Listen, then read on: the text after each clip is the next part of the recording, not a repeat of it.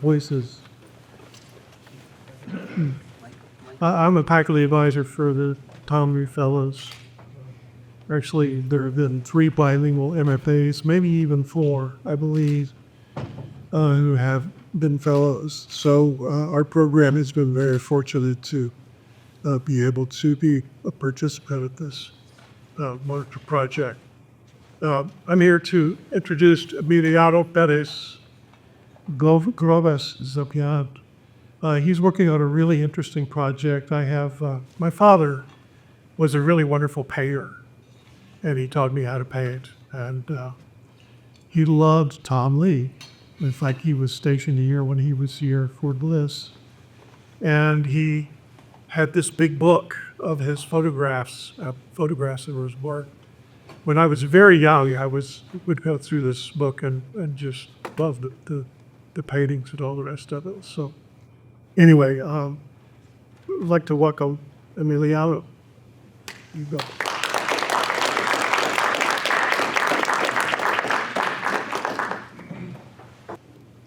Okay, so hi everyone.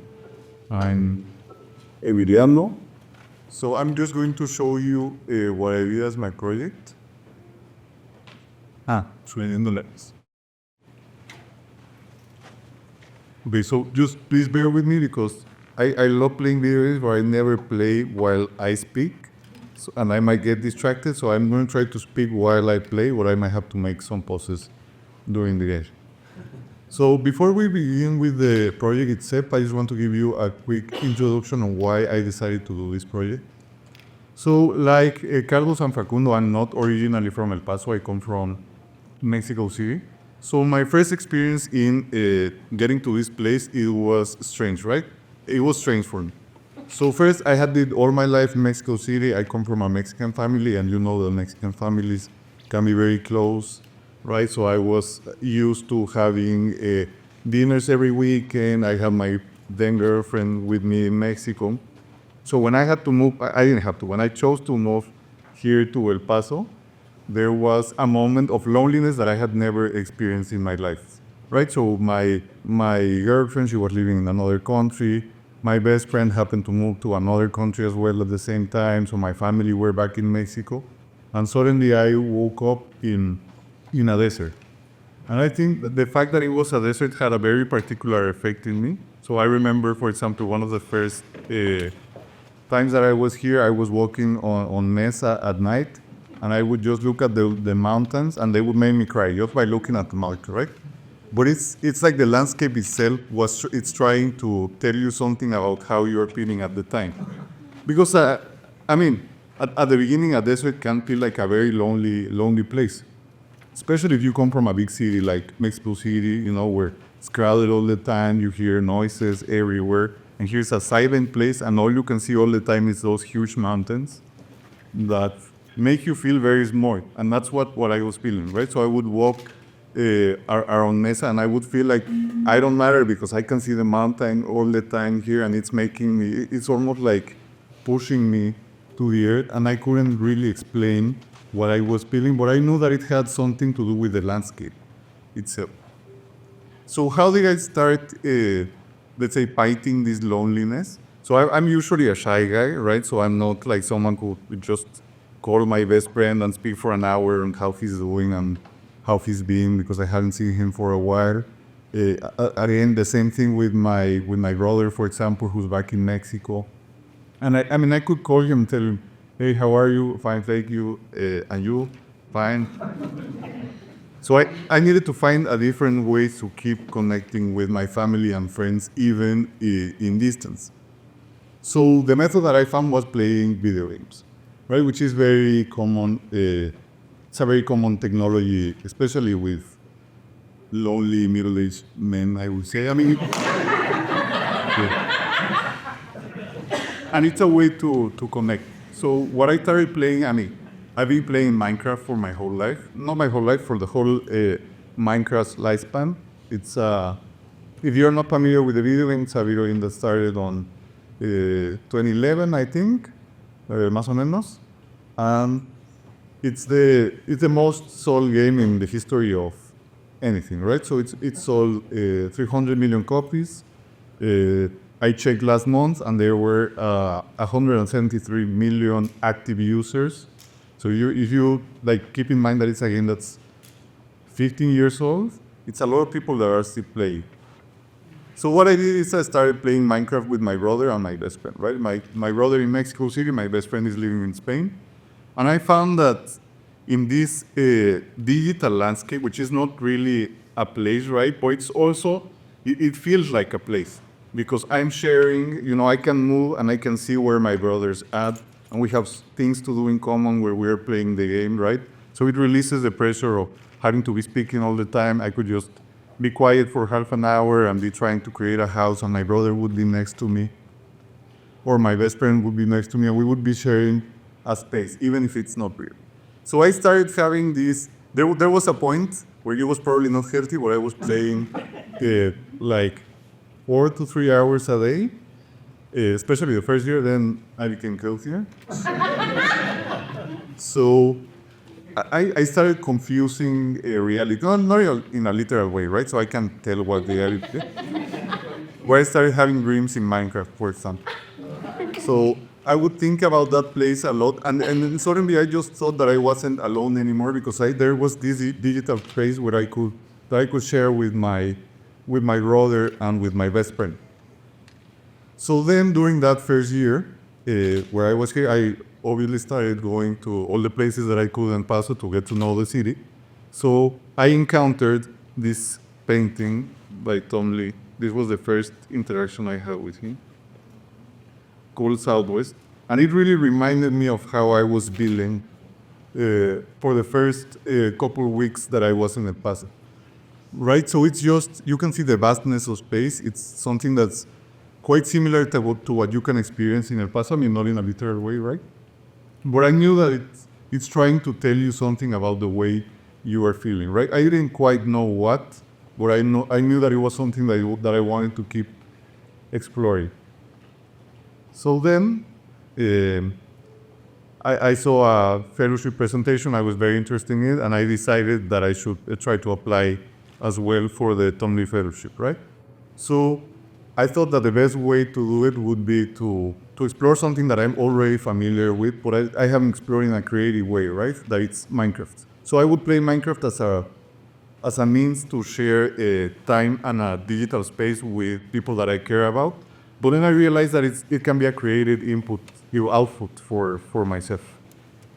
So when starting to apply for the fellowship, I encountered this painting that Facundo and Carlos already talked a little bit about. And I found it very moving, right? So it's called A Lonely Town. You can see it there. And it had all the elements that I was interested in trying to explore when doing relating this to Minecraft. So it had the landscape itself, right? And it had scale, which was something that I was very interested in. So you can see human scale there. There's this person carrying firewood, you can see it there. And it had architecture, which is another thing that I was interested in exploring, because my family, there's a lot of architects in my family. My brother's an architect. I'm not an architect, but I like to build houses as just, as a way of having fun in my mind. So that was my original approach to this painting, but I knew that it was trying to tell me something, but I couldn't fully understand what. So I submitted to the fellowship with this, thinking of this painting in mind. And then when I got the fellowship, I started doing some research about it, right? And the research about what was the process of making this painting and what was the inspiration behind. So I read the oral history of Tom Lee, and by reading that, I realized that this painting is talking obviously about loneliness, right? It's called Lonely Town, and you have a lonely person being there in the landscape, but it's also about grief. So what I decided to do, instead of my original idea, which was just to make a copy of that in Minecraft, I decided to try to explore a way of telling a story that's trying to explore the relationship between grief and landscape and creation. So I tried to do the same thing myself in Minecraft. So that's what I'm going to show you today. So, and then now when I'm going to start the tour. So you can see here, I did a tiny museum, a fake museum of all the paintings that I'm including in my project. So there are a total of 10 of them. And we'll go back to this later, but I want to show you from the start. So we go to the menu, and we restart the... So this is where you start, right? So you appear in a house with no information. I mean, if you are not familiar with Minecraft, the controls are very simple, so you just have to move around. You have the instructions there if you want to get more information. So you just move around and you right click to interact with stuff. You can also use your left click to build things. Right now I blocked that option because I don't want people to be destroying what I already built with this project. But you can also create your own stuff in Minecraft. So what I did is a simple story, right? So you have what we would call NPCs. It's a non-playable character, right? So these are characters in the game that help you tell the story through dialogue. So this is a very simple story. It's what we would call a walking simulator. So what you have to do is just walk around town. You have to find these paintings and discover the story that I'm trying to tell. So when you start, you'll find this guy telling you thought you'd never wake up. And you can keep walking around. And you'll find that I discovered the first of the 10 paintings in the game. This one's called A Quiet Place. And with every painting, you will find an NPC that's trying to tell you something about the story. So this one's telling you a painter came a long time ago. And you also have a book right next to all the paintings, which if you right click, you'll see excerpts from the oral history, the interview that was made by Adair Mago on Tom Lee. And you'll also see some other excerpts from other pieces related to Tom Lee that I think helped me create a story. So I don't have enough time to show you the 10 paintings. So what we're gonna do is do like a summarized version of the game. And then when we land, I'll let you play it. So this says, have you ever felt lost? Tom Lee, no. No, I think I was born feeling I wasn't lost. So after you do this, you're free to exit this first house. So once you exit, you'll encounter this first landscape, which if you pay close attention, you'll see that there's a horse, there's a mountain, and there's a couple houses. So if you remember a painting that we just saw a couple seconds ago, so try to remember this image. And then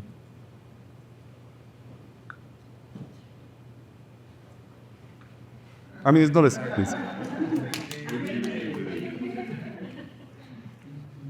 So after this, you are free to roam around the world however you like, right? So there are no rules. So for example, let's see what this guy has to tell you. So you should find the 10 paintings he left here, right? So he's just giving you your instructions on what you're supposed to do in the video. So let's try to go to this house, for example.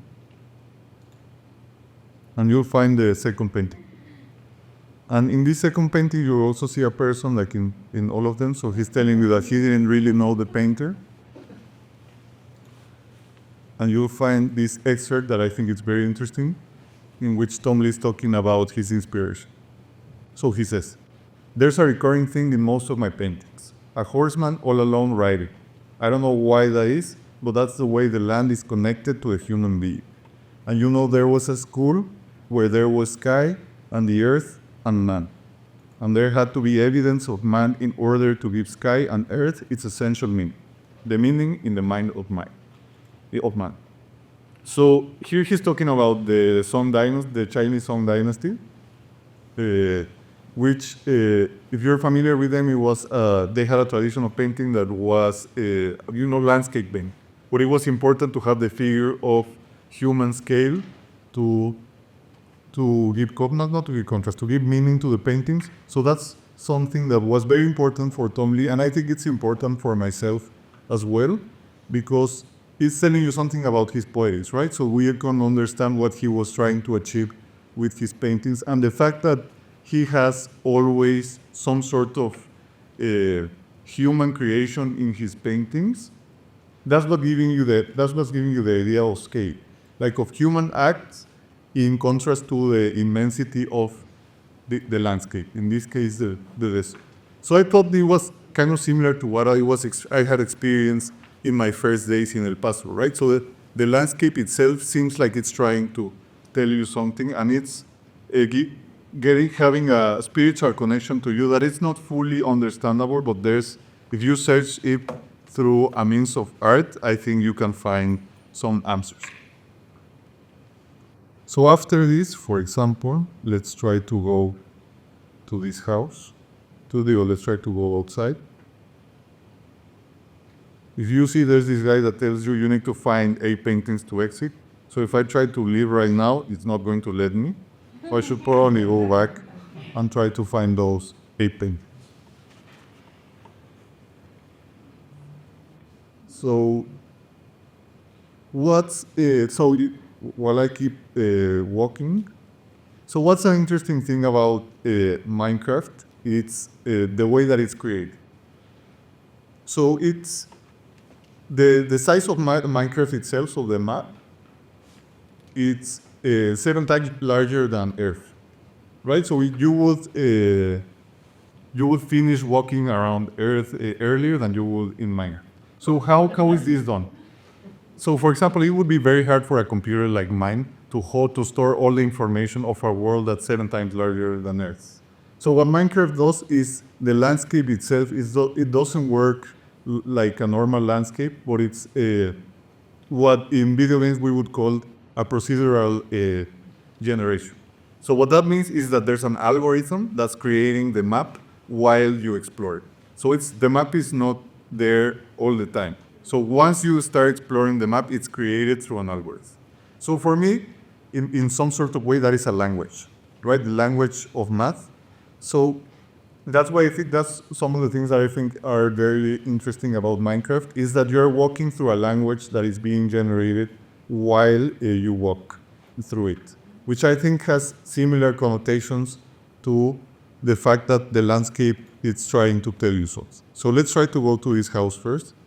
So you have this guy that tells you remind me of him, so there's no painting here, so we should probably keep exploring.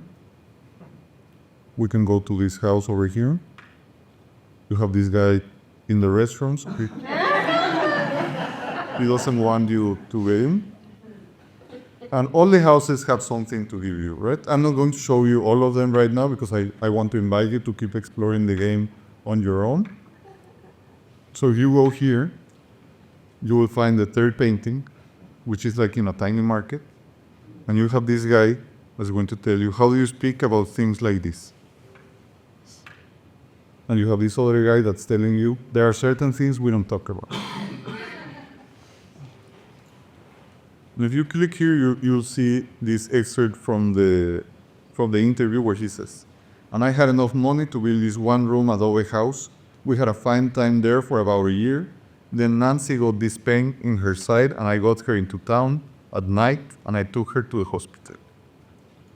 So you can start getting a sense of what Tom Lee was going through when he painted these paintings that I'm showing you, right? So I didn't want to be too on the nose about what is going on, but you can clearly have a sense of the grief that he was experiencing when painting the painting that I based my story. So you have other houses here. For example, we could go to church, but we don't have time. So let's just we can go to school, and you'll find there's no painting here, but people are trying to tell you something about Tom Lee's life and about the act of creating something itself. So this guy is telling you that the landscape remembers. This guy thinks that this place isn't real. He might be right. Simulation. And this one is asking you if you are the painter. And these people say that this guy says that people say he imagined this town. It's raining. Yeah, now it started raining. I mean, it doesn't rain all the time. Then we go to the bar, and we'll find the fourth painting here, which is this. So you can see, like we've seen in the rest of the paintings, you have human scale in contrast with the vastness of the landscape. If you right-click, he says, "We had a very good life until Nancy got sick. It was life there close to the hills and the pinon and the feeling of the landscape and its environs that did shape me so." So he's also talking about his poetics, right? So he's telling you why he liked doing the things that he enjoys creating. So you continue exploring the bar, you'll find this guy that tells you he said something about his motifs. And the bartender will say, "Pretty sure his grandma died." And this other guy knows that he was sad about a woman. And then here in the restroom, this one is Leshai. He tells you he just missed his wife. Just keep this out.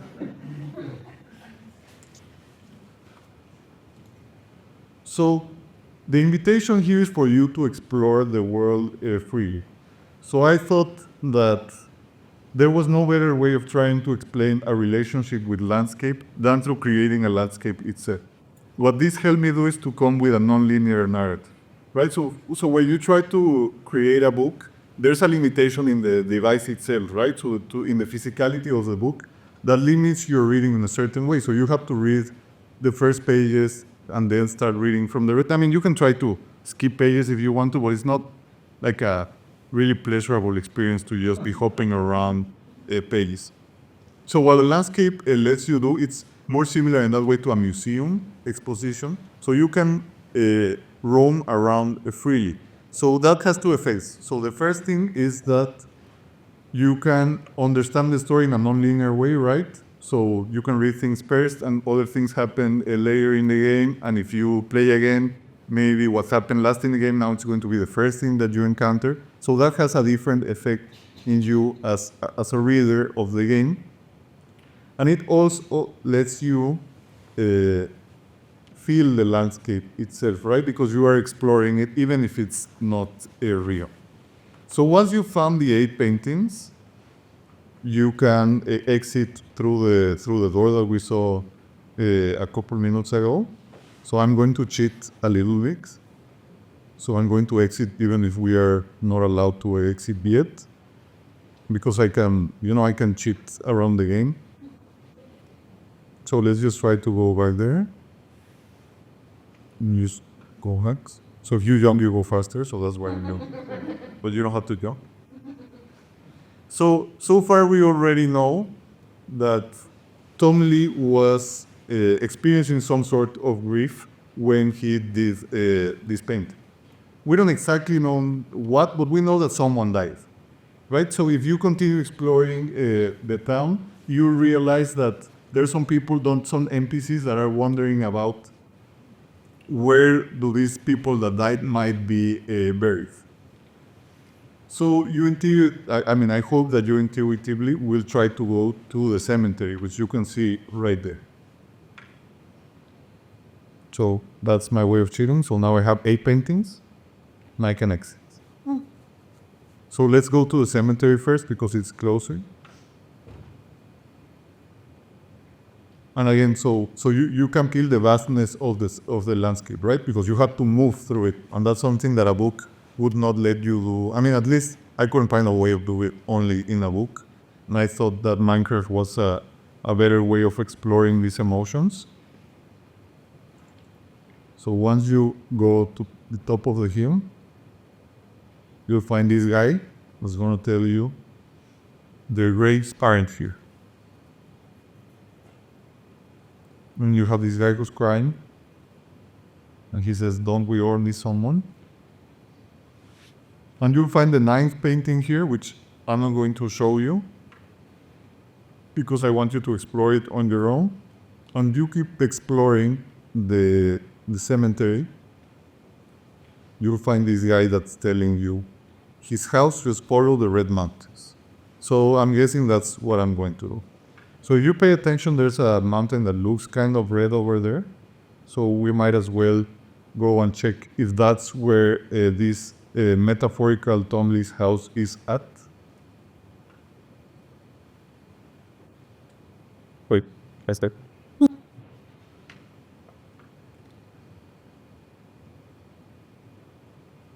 So I'm just going to give you a second to try to fill the landscape.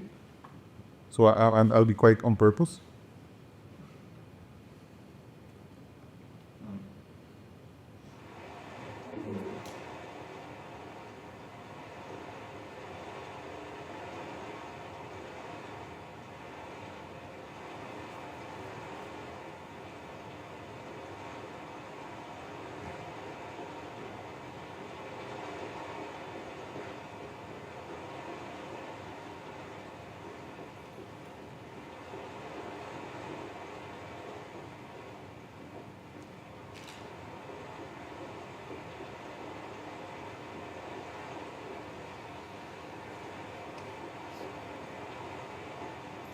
And then you'll find this cabin, which seems like kind of abandoned, right? So in this cabin you can get a horse, right? Because the place where we're going is very far. So you just hop on the horse with you on the horse with right click, and you keep following the path.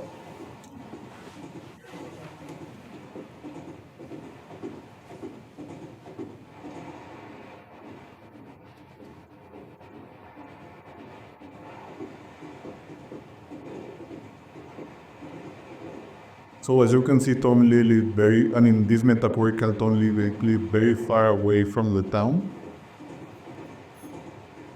exploring the process of grief that he was going through, right? So being quiet and having time to reflect on the landscape that you're experiencing itself, it's trying to tell you something again. So I'm gonna cheat a little bit because the house is much further.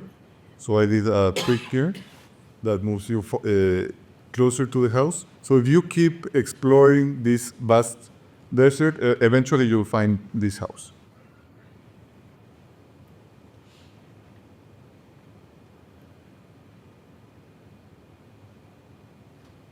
You can see there's a horse over there, which was the horse that I used an hour ago when I tried to wait here.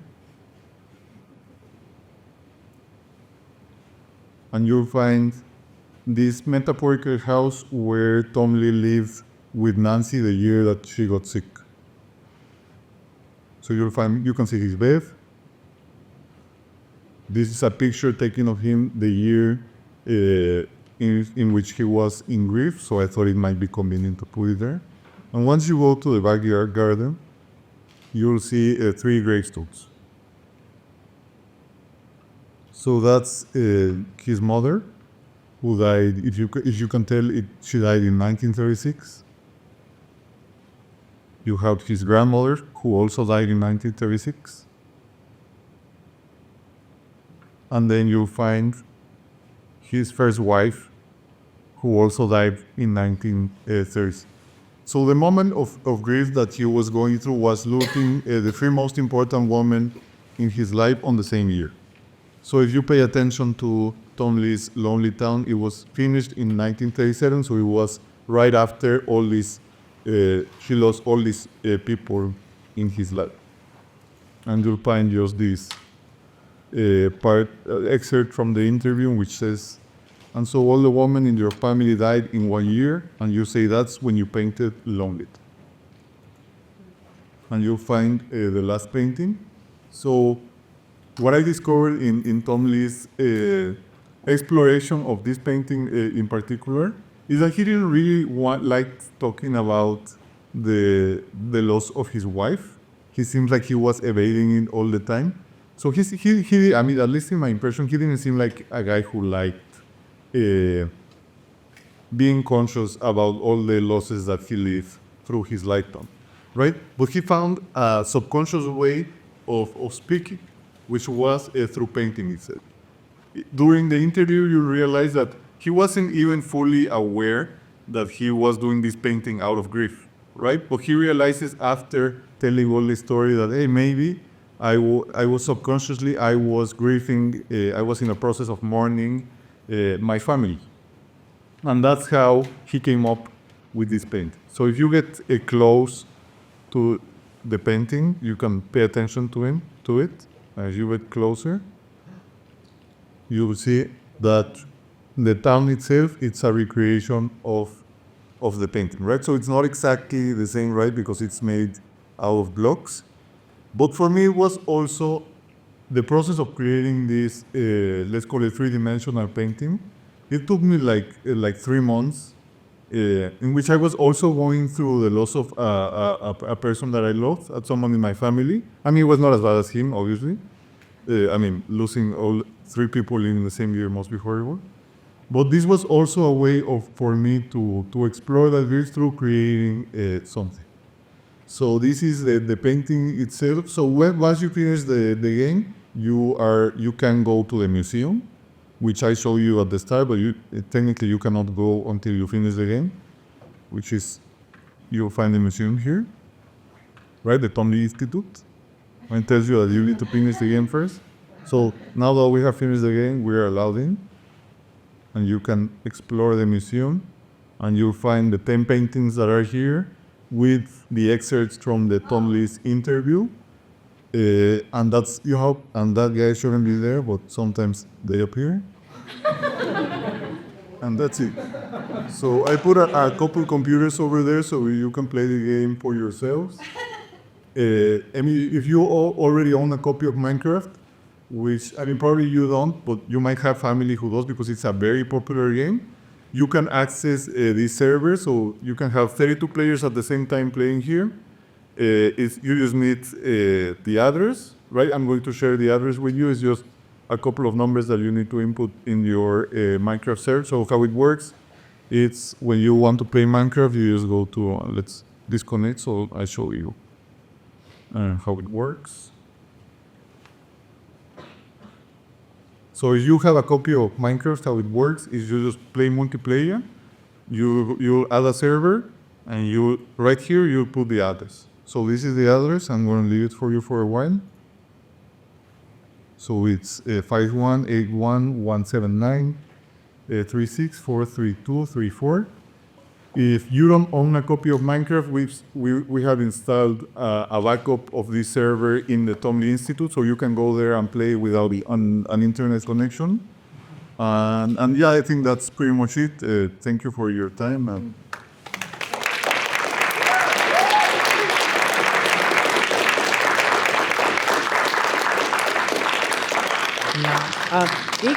We can put that number on our website too. So if you just go to tomlee.com, then you can copy it off the website. Okay, sir. Do you have any questions or? Okay. Of course, it's amazing and love it. Yeah, this was so moving. Thank you. I was like, wow, just fascinated by it. How did you, like, I know you said it was like, you already called this a little bit of your process with creating it, like emotionally. But like, you chose to create Lonely Town out of the other paintings first, like to recreate it in the whole glasses. And then how was it to do it in a three-dimensional space? Because I guess that is different from a painting, right? Because you just, in the air, you're painting over like surface, right? But in here, you had to go in there and then just... Yeah. Think about the perspective. So every time you were creating the page, you were creating from that point of view. Yeah. But then you have to go in there and then push the page. So yeah, it was a challenge, right? So the painting itself, it was like the longest part on process. It took me like a month and a half. Maybe my wife can tell you better. I was playing like a pawn there. So it helped me, for example, it helped me understand perspective. I mean, I don't want to be mean with Tom Lee, but I don't think his perspective was completely right, because it took me like a while to try to, I had to fake some shadows that are not really there. I mean, so the technical way of doing it is I printed the painting, I put it on top of my computer, and I would just, And then I did it digitally, so there's an app that you can download that puts like a, like a transparent version of a painting, and then you can start doing it yourself. And I should also tell that it was a collaborative process. I didn't do it alone. My best friend and my brother helped me, and another friend. Because I didn't play with Minecraft for so long with them, so I decided, so let's just do something productive with what we are already playing. So my best friend and my brother, they're both architects, so they helped me to come up with with the blueprints of the museum and some of the houses. I did most of the writing and the coding itself, but it was also, the project itself was a way of keeping in touch with my family and my best friend, and another friend who also helped me as well, and lives very far away. Yeah. This project is an incredible emotional and intellectual and creative focus on one thing, and to return to that every day, I imagine must have been quite an experience. I remember you telling the class a couple of years ago when you first got here, you had those lonely days, and I remember you lived way the hell over there. You ride your bike in the rain. Yes. And all that, but you were talking about how your brother, you and him would play Minecraft, and you were creating ranches and towns, and you had to create cows because you needed, food. Yeah. And at one point, you had to kill the cows, and your brother just refused to do it. You sure, but to carry it, and that's just kind of a deep dive into his consciousness and what he truly believes is his, whatever language you want to use. And I'm wondering, as you're returning to this every day and expressing your loneliness and connecting with Conley's loneliness, were there any really poignant moments where you just kind of had to stop and deal with your feelings? I think what happens is after you play video games for too long, like I said, you lose a sense of reality. So that's what happened to my brother, for example, when he decided to be a Minecraft vegetarian. That was a long time ago, when we were teenagers. Is because he couldn't find a difference between killing a Minecraft cow and killing a real fish, right? Because the only difference is that you can touch a fish and you cannot touch a cow, right? But you get feedback when you kill. I'm not going to kill a cow live.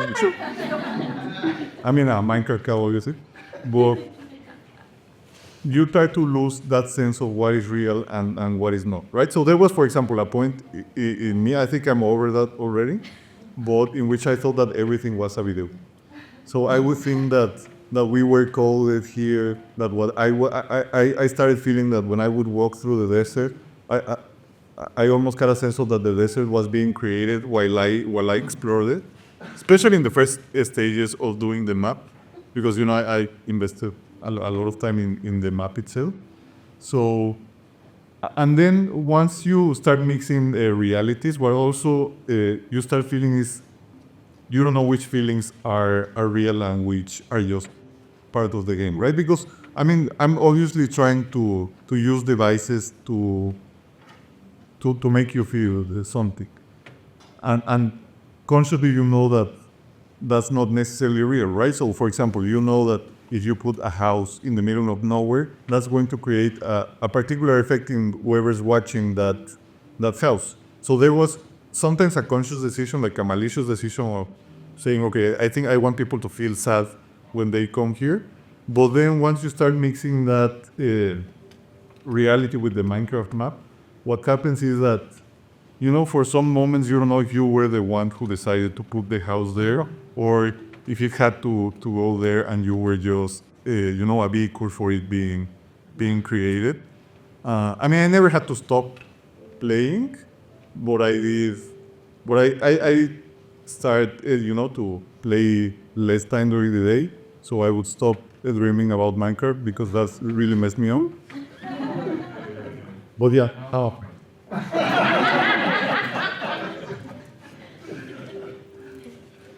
Do you have any more questions? How did you come up with the idea? I would be on the book. How did you originally come up with the idea, focusing on read? Okay. It was because, from what I felt, this was what the landscape was telling. Right, so when you look at Tom Lee's A Lonely Town, you already have an idea that there's something inside in the painting. You don't necessarily are conscious about what he was going through. But once you're conscious that he did this painting because his wife died, and his mom and his grandma died on the same year, so I started, to feeling that grief, even if it was not mine back then. I mean, then someone died and the grief was different, but back then you start feeling someone else's grief. Because I think I was doing, I mean, obviously, me in Minecraft, I keep my painting. I'm not trying to compare like the amount of the time that it took, but he himself was trying to create a town through painting, right? Which was a similar process to what I was doing. I mean, I was doing it based on a painting that already existed, but it's still a creative process. And it's a creative process that's very different from writing. That's what I'm usually used to doing, because it's not always conscious, right? So sometimes you just lose yourself. You know that you have to build this mountain and you can be 1 hour just putting blocks there and you're not thinking about it. It becomes like you're losing consciousness of time and about the making itself. It feels like it's been done on its own, right? Like sometimes I have that experience sometimes in painting, which I'm not a great painter, but when I paint, doodles in my notebooks or wherever, so you start like, it's like you lose yourself, like it's just being done by itself. I don't know if that answers the question about how I came up with the original idea, but about doing it about grief, but I think it just came natural. So by reading that he was going through grief and I was doing a similar process, so I just like embraced it. I was also wondering about kind of like what Daniel and Lex said. Let me think here. Because I do feel like there is not only grief there, right? There's like these comic elements, like the guy in the factory that died, the other one that they come back the mail. So I feel like there was also that you were just playing with the story too, and then you were creating this town, and then each person has to have some sort of their personality. It's not only, yeah, guys, but like the town. Yeah, exactly. I mean, I was not crying all the time, boy. There's a lot of joy. And it was, I would play with my brother and my best friend, so I would just come up like, okay, let's make this guy cool. So it might be fun for the game. And there's a couple of other hidden elements that are not that sad. I think that's, in the end, that's also a process of grief, right? I was grieving the loss of someone who was back in Mexico and I was here in El Paso. I don't know if that's the thing with every Mexican family, but at least with my family, they like making jokes about it and just pretending that not pretending that everything's fine, but using humor as a way to also embrace these feelings, right? So, I mean, I like to think that I can take things with humor most of the time. Sometimes I might make fun of things that shouldn't be made fun of.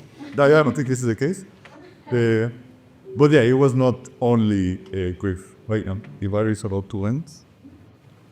It's only the... I'm sorry. Yeah, so yeah. I also had a lot of fun doing Perth. Any more questions? Just a commentary. I know there is a lot more spaces and landscape to see there. Then it's important to play. Yeah, so there's a couple computers there with the game. You can also play here, and I'll be here a while if you want to try to explore the map. I can help you, I'll guide you through it. Yeah, if you don't have any more questions, I think we can go and you can start eating, and I'll show you the game. Or do you have any more questions?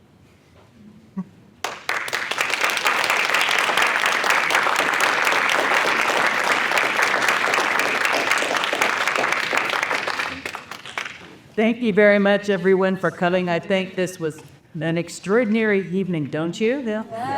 My brain is like really like very much.